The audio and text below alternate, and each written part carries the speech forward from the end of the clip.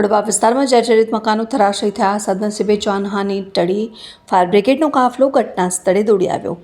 ભાવનગર શહેરમાં છેલ્લા 2 દિવસથી અવિરત વરસી રહેલા વરસાદને પગલે શહેરના વડવા વિસ્તારમાં આવેલા વડવા પાદર દેવકી વિસ્તારમાં જૂના અને જર્જરિત મકાનો ધરાશયી થયા છે. જોકે મકાન તૂટી પડતા કોઈ જાનહાનિ કે નુકસાની થવા પામી નથી.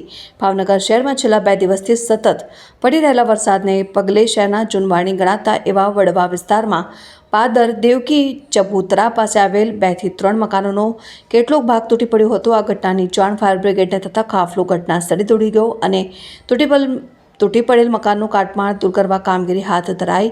બનાવ સમયે ઘરોમાં કોઈ પણ વ્યક્તિ હાજર ન હોય અને રોડ પર પણ લોકોની અવરજવર નહીવત હોવાને કારણે મોટી જાનહાનિ ટળી છે.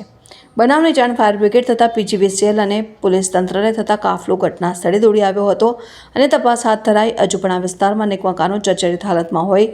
આવા મકાનો તત્કાલ દૂર કરવાની માંગ સ્થાનિકો દ્વારા કરવામાં આવી રહી છે.